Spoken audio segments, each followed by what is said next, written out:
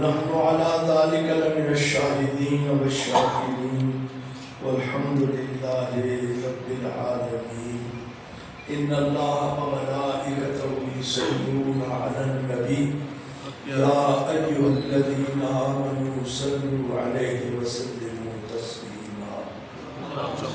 اللهم صل على سيدنا ومولانا محمد وعلى آل سيدنا ومولانا محمد وبارك وسلم.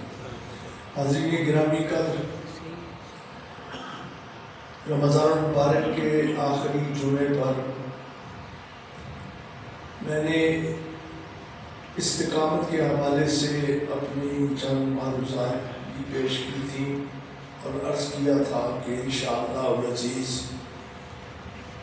شوال المعظم کے جو جمعہ مبارک ہیں ان میں بھی اسی موضوع پر اپنی گفتگو کو جاری رکھوں گا. بنیادی طور پر اس کا مقصد یہ ہے کہ جن خوبصورت لمحات میں اپنی زندگی میں ہم نے تبدیلیاں کی اور نیکیوں کی طرف مائل رہے، گناہوں سے ہچکچاہٹ بھی محسوس کی اور بحمد اللہ تعالی اجتناب بھی کیا. اب یہ وہ نعمت ہے جو نعمت اللہ کے فضل کے بغیر ملنی ممکن نہیں. یہ محض اللہ کے فضل و کرم سے. میں اگلے دن فیس بک پر ایک کسی بزرگ کا بیان سن رہا تھا. انہوں نے حضرت پیر میر علی شاہ صاحب کے حوالے سے ایک بڑی خوبصورت بات کی. کوئی شخص تھا جس کو اللہ تعالیٰ نے توفیق دی اور وہ عبادت کی طرف مائل ہوا. اس نے ذکر الہی شروع کیا، نمازیں باقاعدگی سے پڑھنی شروع کی. میرے اندر بھی ایک انقلابی تبدیلی رونما ہونی چاہیے. جب اس نے وہ بھرپور انقلابی تبدیلی اپنے اندر نہیں پائی تو وہ حضرت پیر صاحب کی خدمت میں حاضر ہوا اور عرض کی حضور مجھ پر خصوصی توجہ فرمائیے کہ اللہ تعالیٰ مجھ پر کرم فرما دے اور میرے اندر وہ تبدیلی رونما ہو جائے. مجھے لگتا ہے کہ اللہ نے میرے گناہ معاف نہیں کیے. مجھے لگتا ہے کہ میرے دل کا زنگ اتنا بڑھ چکا ہے کہ اس کی صفائی عام حالات میں ممکن نہیں. حضرت قبلہ پیر صاحب مسکرائے اور مسکرا کر کہنے لگے، بیٹا اگر اللہ راضی نہ ہوتا تو تمہیں یہ کچھ کرنے کی بھی توفیق نہ دیتا.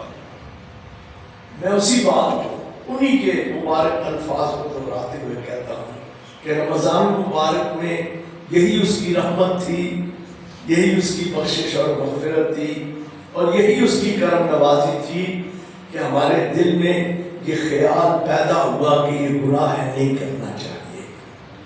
ہچکچاہٹ تو محسوس کی نا. اب یہ جو ہچکچاہٹ ہے نا، یہ بات بھی میں انشاءاللہ پھر کسی موقع پر توبہ کے باب میں عرض کروں گا. لیکن یہ جو ہچکچاہٹ ہے یہ اللہ کی بہت بڑی نعمت ہے. جہاں ٹھٹک جائے نا بندہ، اس کا مطلب ہے اس کے اندر ایمان کی رتی موجود ہے. یہ وہ ایمان کی نمک ہے، یہ وہ روشنی ہے جو انسان کو بتاتی ہے کہ راستے میں آگے کھڑا ہے. اندھے کو نہیں پتا چلتا. جس کو بینائی نصیب ہوتی ہے نا، یہ نظر جسے ہم کہتے ہیں، بصارت جسے ہم کہتے ہیں، یہ بصارت ہی وہ روشنی ہے، یہی وہ نور ہے جو ہمیں راستے کی کجی کا بھی پتہ بتاتا ہے. راستے میں جو ہے رکاوٹیں ہیں وہ بھی دکھائی دیتی ہیں اور انسان ان پر ٹھٹک جاتا ہے، رک جاتا ہے کہ اگر اور آگے بڑھا تو گر جاؤں گا. اب یہی وہ ٹھٹکنا ہے، یہی وہ رکنا ہے جسے تقویٰ کا پہلا قدم آپ کہہ سکتے ہیں. تو جس کی زندگی میں یہ چیز پیدا ہوئی اللہ کی بہت بڑی نعمت ہے. اب میرا مقصد اور میری مراد بنیادی طور پر یہ ہے کہ اس دولت کو اور اس نعمت کو گوا نہیں دینا چاہیے، اس کو بڑھانا چاہیے۔ ایک عام دنیا دار کی حیثیت سے ایک بات کرتا ہوں نا، کہ کسی کو دولت مل جاتی ہے نا، میں بھی دنیا دار بتاؤں، میں اپنی بات کرتا ہوں، پیسے مل گئے، دولت مل گئی، اب دو چیزیں ہوتی ہیں، کچھ لوگ ہوتے ہیں انہیں جلدی ہوتی ہے خرچ کرنے کی، یار عیش کروں اس سے، لیکن جو کہتے ہیں عقل مند لوگ ہیں، سمجھدار لوگ ہیں، وہ کہتے ہیں یار یہ مل تو گئی ہے، جب تک یہ لگاتار ملتی نہ رہے اس کو بے احتیاطی سے خرچ نہیں کرنا، گم نہ جائے۔ اب یہی وہ چیز ہے کہ اگر ایمان کے حوالے سے آ جائے، اگر تقویٰ کے حوالے سے آ جائے، اگر اللہ کی نعمت کے حوالے سے آ جائے، تو پہلے تو کوشش یہ کرنی چاہیے کہ یہ مستقل بن جائے، یہ عارضی نہ ہو، اس کو دوام مل جائے، یہ مستقل ہو جائے۔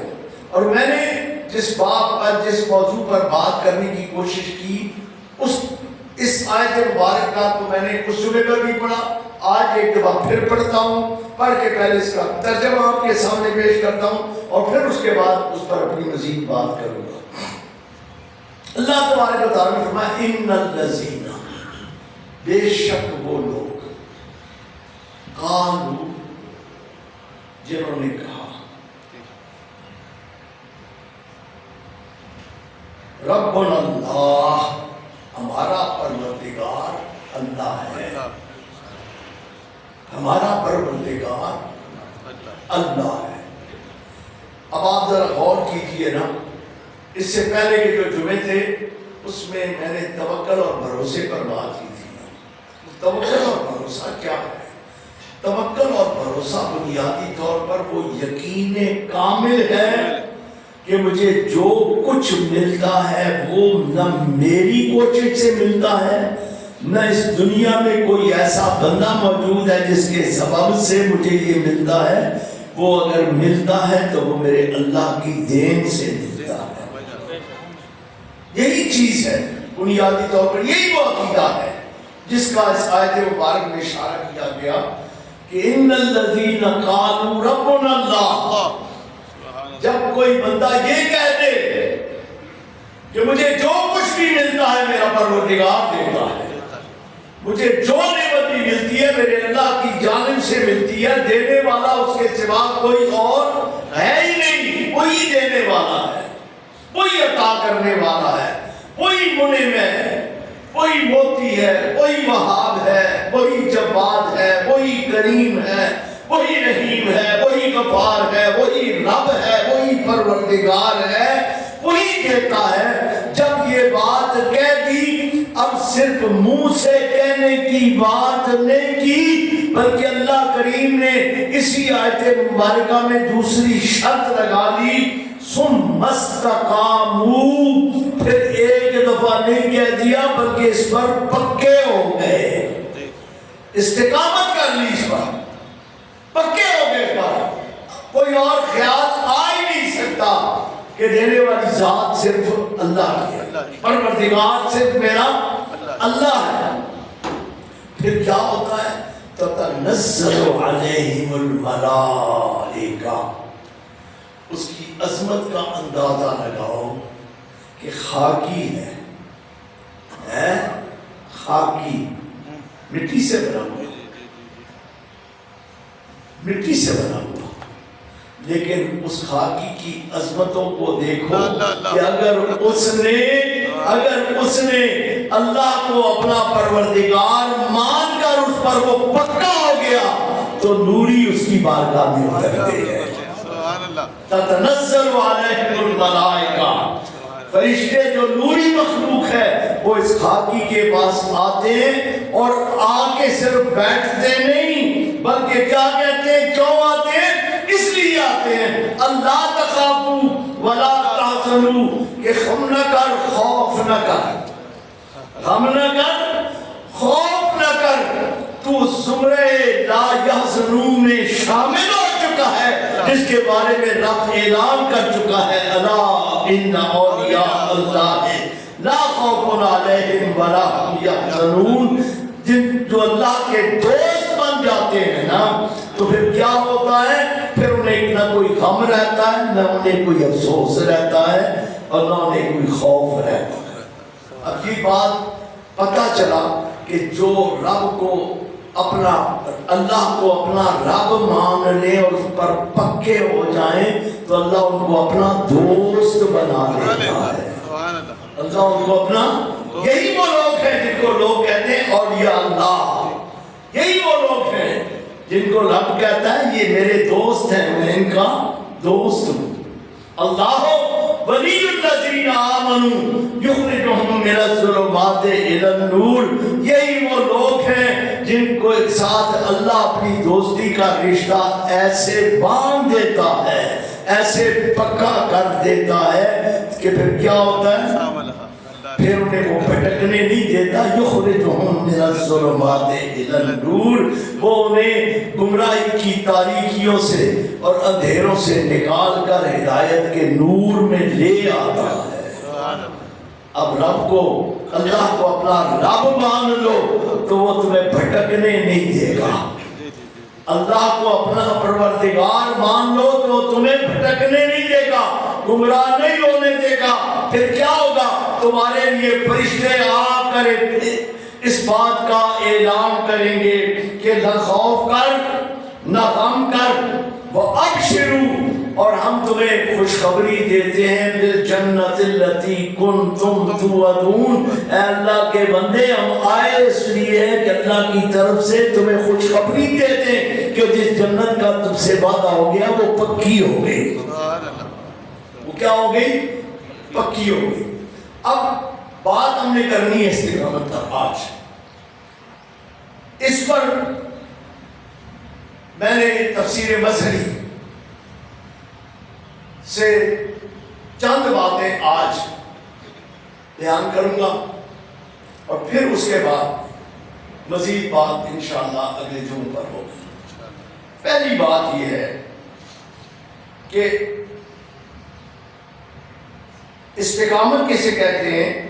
کہتے ہیں استقامت ایک مختصر لفظ ہے جو کہ جمیع احکام شرعیہ کو شامل ہے، چاہے ان کا تعلق اوامر سے ہو، ایسے اوامر سے جن کی ادائیگی لازم اور ضروری ہے، یا ان کا تعلق منہیات سے ہو جن سے اجتناب کرنا اور باز رہنا ضروری ہے، بشرطے کہ اس ادائیگی اور اجتناب پر دوام و ثبات حاصل ہو۔ یعنی احکامات الہیہ۔ اب اس میں تھوڑی سی وضاحت کر دوں آپ کو سمجھانے کے لیے اور آسانی کے لیے کہ یہ کیا ہے۔ اس کے لیے اللہ کا ایک حکم بڑا جامع ہے، بڑا جامع ہے، اور وہ کیا ہے؟ اطیعوا اللہ و اطیعوا الرسول، اطاعت کرو اللہ کی، بات مانو۔ میں سیدھا سادہ ترجمہ کرتا ہوں، بات مانو رب کی اور بات مانو اس کے رسول کی۔ اب اسی کی تفسیر قرآن نے خود بیان کر دی کہ رب کی بات تو سننے میں ہے کہ کیسے سنیں گے؟ یہ کان تو رب کی بات سننے کی طاقت نہیں رکھتے، تو کیسے پتہ چلے گا کہ رب کا یہ حکم آیا ہے، یہ حکم آیا ہے، یہ حکم آیا ہے؟ تو رب نے اس کی تفسیر خود اپنے کلام میں بیان کر دی، فرمایا جو رسول کا حکم ہے نا وہی میرا حکم ہے۔ وَمَن يُطِعِ الرَّسُولَ فَقَدْ أَطَاعَ اللَّهَ۔ اب پتہ چل گیا اطیع اللہ کیا ہے، یعنی اطیع اللہ اور اطیع الرسول یہ دو احکامات نہیں بلکہ رسول کی زبان سے جو ملا اسے اطاعت رسول بھی سمجھو اور اسے اللہ کی اطاعت بھی سمجھو۔ اب کیا ہے؟ فرمایا یہ دو صورتوں میں ہے احکامات الہیہ۔ وہ کس صورت میں ہے؟ ایک ہے کچھ وہ کام جن کا کرنا ضروری ہے، ان پر استقامت کیا ہے کہ ان کو لازم اور ہمیشہ کیا جائے۔ میں نے دو جملے بولے ہیں، لازم اور ہمیشہ۔ یہ نہیں کہ رمضان میں جوش چڑھا تو 5 نمازیں بعد جماعت پڑھنے کے لیے پہنچ گئے، لیکن رمضان گزرا تو سستی غالب آ گئی اور مسجد میں پڑھنا تھا درکنار، گھر میں بھی ترک کرنی شروع کر دی۔ اب یہ کیا ہے؟ یہ بات استقامت کے زمرے میں نہیں آتی۔ استقامت کیا ہے؟ نیکی کرو، جس چیز کا تمہیں رب نے حکم دیا وہ کرو، اور وہ ایک دفعہ نہ کرو، ایک دن، ایک ہفتہ، ایک مہینہ، ایک سال نہیں، بلکہ اس پر پکے ہو جاؤ۔ تو احکامات الہیہ پر عمل کرنا بھی لازم اور اس پر پکا ہونا بھی لازم۔ اس کے لیے اقامت کا لفظ آتا ہے۔ جس طرح نماز پڑھنے کے لیے جو حکم آیا وہ کیا ہے؟ اقیم الصلاۃ، نماز قائم کرو۔ اب نماز قائم کرنے کا معنی کیا ہے؟ کہ نماز کوئی ایک دن پڑھنے والی چیز نہیں، اسے ضرور پڑھنا ہے، اسے ضرور اور بے ضرور پڑھنا ہے، اور ایک بار، ایک دن، ایک ہفتہ، ایک سال نہیں پڑھنا، بلکہ ہمیشہ پڑھنا ہے۔ اسے استقامت کہتے ہیں، اسے استقامت کہتے ہیں۔ تو استقامت کیا ہے؟ کہ جن احکامات کے کرنے کا حکم دیا ان کو بھی لازم کرو اور ہمیشہ کرو، اور جن چیزوں کے کرنے سے منع کیا گیا ان سے باز آ جاؤ اور ہمیشہ کے لیے باز آ جاؤ۔ اب اگر آپ میری بات کو میں سمجھانے میں کامیاب ہو گیا تو بات بڑی آسان ہے کہ کرو جن چیزوں کے کرنے کا حکم ہے اور ہمیشہ کرتے رہو، اور رکو جن چیزوں سے رکنے کا حکم ہے، باز آ جاؤ اس سے اور ہمیشہ کے لیے باز آ جاؤ۔ یہ کیا ہے؟ یہ ہے استقامت۔ اب اس پر قاضی ثناء اللہ پانی پتی نے تفسیر بصری میں حضرت سفیان بن عبداللہ ثقفی رضی اللہ عنہ سے ایک روایت نقل کی ہے۔ فرماتے ہیں کہ انہوں نے حضور کی بارگاہ میں عرض کیا، یا رسول اللہ، آپ اسلام کے بارے میں کوئی مجھے ایسا قول ارشاد فرمائیے کہ آپ کے بعد یا آپ کے بغیر کسی سے مجھے کبھی سوال کرنے کی حاجت ہی نہ رہے۔ ایک بات بڑی واضح کر دیجئے، بتا دیجئے، تاکہ مجھے یہ سوال کسی سے دوبارہ کرنے کی کوئی ضرورت ہی نہ رہے۔ اسلام کے بارے میں میرے نبی نے جواب فرما دیا، قل آمنت باللہ ثم استقم، کہو میں اللہ کے ساتھ ایمان لایا اور پھر اس قول پر استقامت اور پختگی اختیار کر لو۔ اب اس پر میں ایک بات اور نکتہ صوفیاء کا پیش کرتا ہوں۔ صوفیاء نے بڑی ایک خوبصورت بات کی کہ قل آمنت باللہ ثم استقم، اس میں انعام کیا ہے؟ وہ کہتے ہیں دوسرا ارشاد مصطفیٰ اگر غور سے پڑھو نا تو اس میں یہ ثم استقم کا مفہوم پوشیدہ ہے، یہاں وہ بات واضح ہے، وہاں پہ یہ بات پوشیدہ ہے، اس حدیث میں یہ بات واضح ہے، اس پر پکے ہو جاؤ۔ اور جو دوسری حدیث ہے وہ کیا ہے کہ من قال لا الہ الا اللہ محمد رسول اللہ فقد دخل الجنہ، فرمایا جس نے کہہ دیا کہ اللہ وحدہ لا شریک ہے اور محمد اس کے رسول ہے وہ جنت میں ضرور جائے گا۔ فرمایا اس میں یہ ثم مستقم پوشیدہ ہے، صرف کہنے کی بات نہیں، اس پر پکے ہونے کی بات ہے، اس پر پکے ہونے کی بات ہے۔ فرمایا کہہ دو کہ میں ایمان لایا اللہ پر اور اس پر پختگی اختیار کر لو۔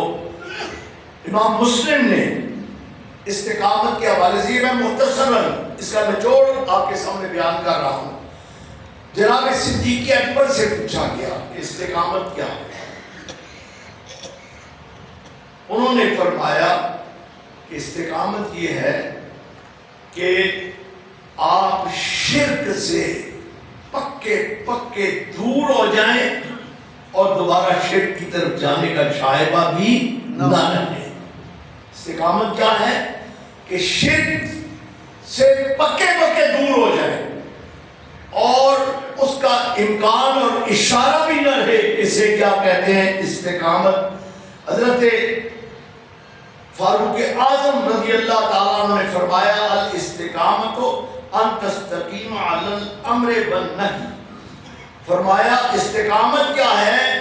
استقامت سے مراد امر و نہی سے مضبوطی سے عمل کرنا ہے، اور فرمایا لومڑی کی طرح ادھر ادھر مڑنے کی ہیلا سازی نہیں کرنی۔ یعنی حضرت عمر نے بڑی واضح بات کی، بچنا ہے، گناہ کو ترک کرنا ہے، شرک کا ترک کرنا ہے، گناہ کا ترک کرنا ہے، احکامات الہیہ پر عمل کرنا ہی کرنا ہے۔ اب اس کے لیے کوئی بہانہ سازی نہیں چلے گی، آج اس لیے نہیں کر سکا، طبیعت ذرا خراب تھی، آج اس لیے نہیں کر سکا، وہ ذرا مجبوری تھی، بس کیا کرتے، ہم انسان ہیں نا، کمزوریاں ہیں، ہو جاتی ہیں۔